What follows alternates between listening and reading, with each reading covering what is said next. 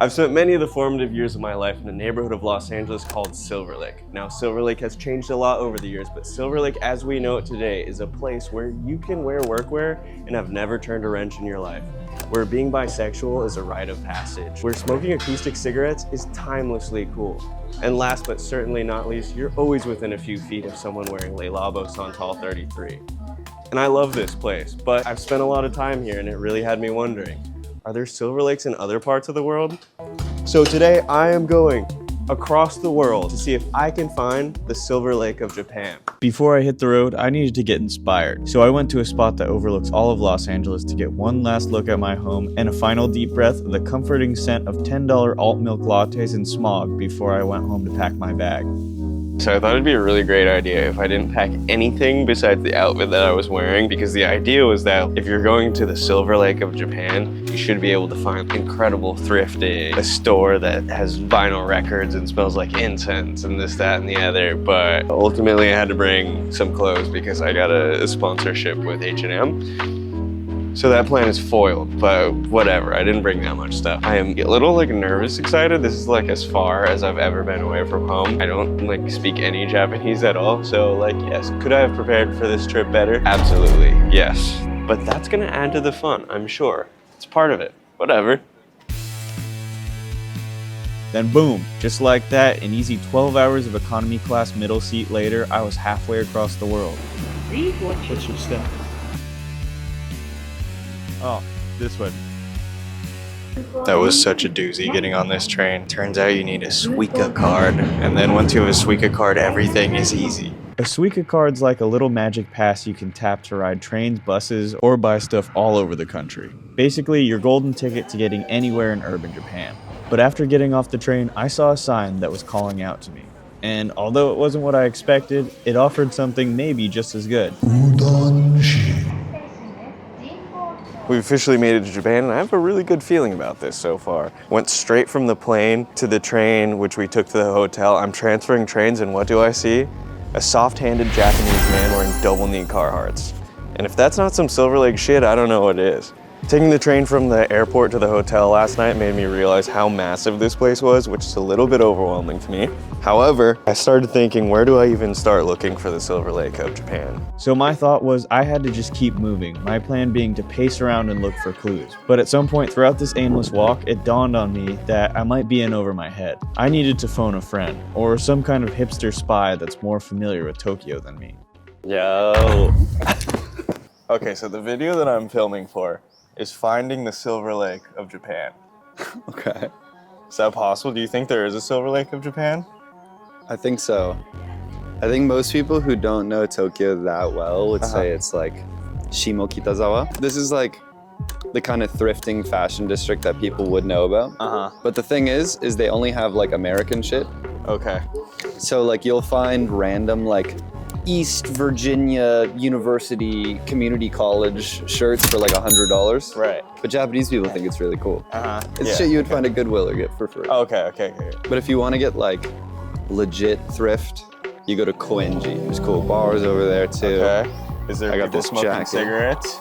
Most certainly. Is there dudes in indie bands? Of course. Okay. Is there bisexuals there? We'll have to find out. So we got back on the train, but before we got to Koenji, Matt wanted to show me one of his favorite spots, Nakano, on the way. So Nakano is one of those places where you could explore the alleyways for years and never find all the places. Wow. If you start going down these little alleyways, you'll find an infinite amount of izakayas and bars that all have their own weird local culture. Izakaya means you get food and stuff? It's like a restaurant bar mix. Okay. So delicious food, really good drinks, and that's the only place where Japanese people can socialize. So they have tiny houses, they don't invite people over, and they're really buttoned up all day. But that's the one cultural spot where they can let loose. So snack is this Japanese 80s concept where basically you pay to talk to an old lady about your problems, and she's really nice to you and serves you little snacks and drinks. We have that in America minus the snacks and drinks. It's called therapy. It's really expensive. Then it was time to head to Koenji. The spot, according to Matt, was our best shot. Admittedly, after doing some people watching, I was not feeling so confident. but then I saw an outfit that restored my hope. Come on. Shortly after that, we came across a vending machine that was unlike any I had seen before, and I knew we were heading in the right direction. Wow. Also, Japanese people are obsessed with KFC. It's like a Christmas tradition to eat KFC every single time. Normally, my patience for shopping is pretty short, but in this case, it was pretty fascinating to see all the stuff that looks straight out of the Los Feliz flea market, but on the opposite side of the world.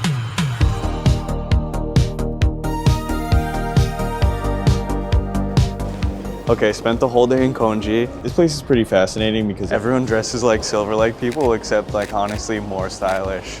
Even look at that mannequin. If that's not the most Silverlake looking mannequin, I don't know what is. But you can tell it's just about the clothes, and as far as I can tell, the Silverlake similarities end there. Okay, the next thing that we gotta do is I gotta get a haircut. My hair is so long. If they can give me a good mullet, that's when I'll know I'm in the right spot. So we're headed to Shinjuku to a place called Wolfman Barber Shop. See if they can hook me up. I'm gonna have to show them pictures because I don't speak Japanese and I don't want them to fuck my shit up.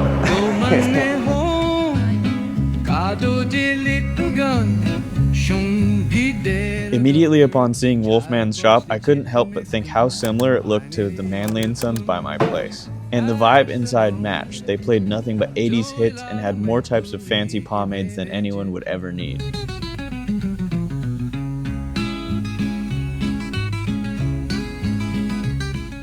I got a haircut and shave and paid about $60 out the door. For context, I couldn't imagine paying any less than double that in Los Angeles.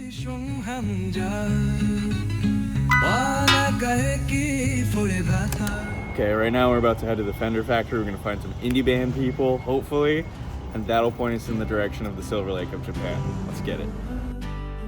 Inside the Fender store, I looked to one of the all-time greats, Kurt Cobain, seeking guidance on my journey. I thought I was surely destined to find some clues pointing me towards Japan's Silverlake in a place that breeds indie artists and predistresses some of its brand new guitars from the factory. And while seeing this place was so sick, it didn't really feel like there were quite as many hipsters forming misunderstood boy bands in here as I had hoped. So I cut my losses and got some of the most insane ramen I've ever had for about 7 USD and kept it pushing to new and more obscure parts of Tokyo. What I came to realize was that the further I got out of Shibuya and Shibuya adjacent areas, I saw less and less hipster type people and more common Japanese salarymen in suits, which, although it was interesting, kind of felt like I was moving in the wrong direction. So it was time for a change. All this time we've spent so far has been in Tokyo, and Japan's a lot bigger than Tokyo. So today we're going 250-ish miles southwest to Kyoto. This trip to Kyoto was particularly exciting because it meant we were taking a train superior to all other trains. A train that makes all other trains look like slow, disgusting, lazy slobs. Yamagata Shinkansen. EA. How fast does that fucker go? Super damn fast, boy. The Shinkansen is a Japanese bullet train, meaning it blasts through the countryside at up to 200 miles per hour. 920 yen. Very fun. So I thought these were the tickets that I needed. It turns out you need another ticket, and I'm confused now. After a quick kiosk explanation and another about $50, we were on our way. Shinkansen. Shinkansen. Shinkansen. Are so damn cool, but the coolest is the shine can sense. This thing goes 200, feels like we're floating through Japan.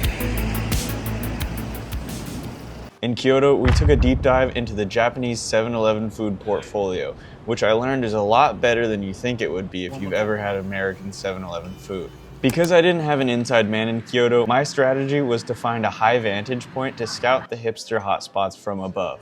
While I wasn't really able to locate the beating heart of the nightlife scene, I was able to find more food. Then after, cruised through alleyways lined with tiny izakayas, which were mostly just full of drunken salarymen doing off-key karaoke songs. Not exactly what I was after. But the start of the next day did offer some hope.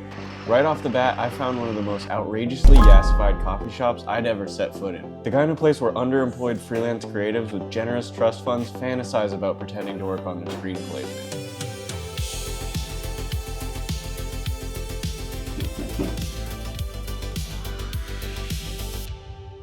But the following few hours didn't lead us to the same level of aspirational trendiness that the morning had. What I came to realize was, while Kyoto was refreshing and full of nature's quiet wisdom, the problem was I hadn't come to appreciate mossy temples. I was here to find matcha-sipping Japanese hipsters in cropped t-shirts and designer tote bags. I checked it out. I didn't want to try it. So we went back to the thrift stores, which were great and full of more of the same stuff we saw in Koenji. But despite this midday course correction, it didn't feel like we were actually getting any closer to finding what I was looking for than we were when we were back in Tokyo. So in a last-ditch effort to make the most of our time in Kyoto, I tried a bit of a guerrilla approach. So we go to this coffee shop and we're having a lovely toast breakfast. Toast, by the way, is super randomly popular here. But anyway, I'm eating this toast and I look out the window and I see a gaggle of hipsters. So I'm like, get your things, we gotta go. We're following the hipster natural migration path from a safe distance and it leads us towards this tattoo shop that we're at now. Tattoos are not illegal to do in Japan, but they aren't super readily welcomed in many parts of the country as they still carry some cultural baggage. This means that you are either a super edgelord or a gang member if you have a bunch of ink as a local here. Being that I'm already too far gone for salvation at this point, I decided that while I was in here, I might as well get a tattoo in honor of the most elite train ever made. Ultimately, I feel like without local intel, it's going to be impossible to see the best, most Silverlake adjacent stuff Kyoto has to offer in such a short period of time. This whole time here, I feel like we've just been wandering around without finding anything that feels like progress. But don't worry, I have a plan to get us back on track, which is why Today we're headed back to Tokyo, gonna get some more research in.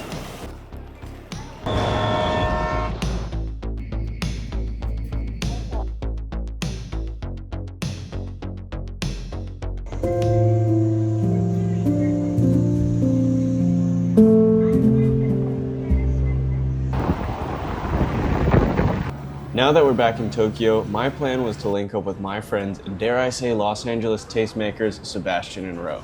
These two run a brand called No Maintenance, a company that specializes in menswear and is considered a favorite of many young Silverlake fashion bros. Sebastian and Roe have been living in Shibuya for the last 5 weeks, so over dinner, my goal was to collect as much intel as I could before my last full day in Japan.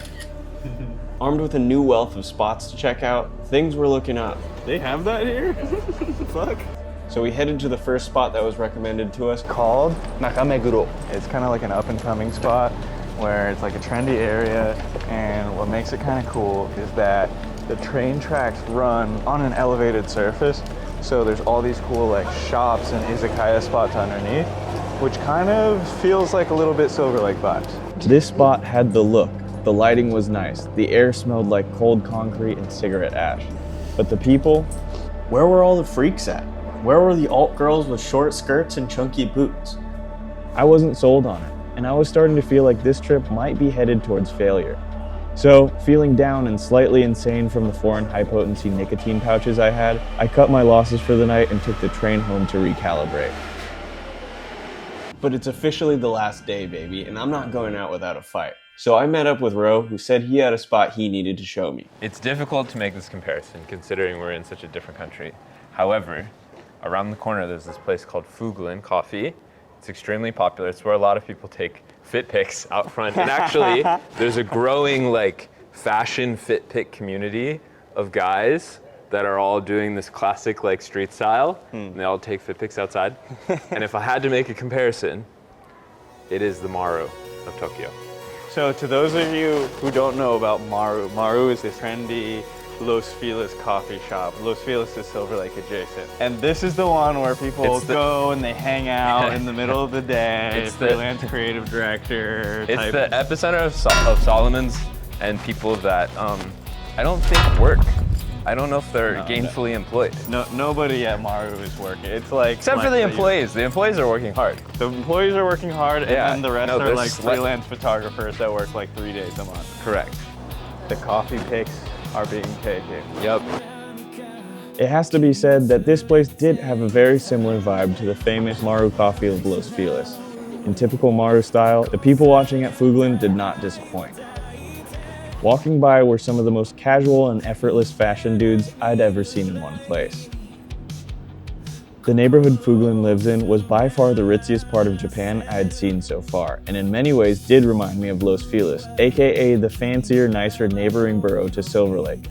The main difference was that this neighborhood was only about a 10-minute walk away from the heart of Shibuya, which is a place that feels like a completely different world. So after some more exploring, we ate our last Tokyo dinner before our final tour of the nightlife scene. Our first stop was a bar called Grandfather's, which was basically in the basement of a building, but once we were inside, things started to feel very right. From the wood paneling to the massive record collection, which seemed to be mostly 80s pop records that were hand-selected by the old dude running the place. And when I say hand-selected, he was literally picking records up off the wall and manually playing a specific track off of each. No CDJ. One of the best parts of most Japanese bars is that you're still allowed to smoke inside. I could have easily spent all night here, but we didn't have much time left. So we were on to the next spot, called Beat Cafe. This spot was explained to me as the Cha-Cha Lounge of Tokyo.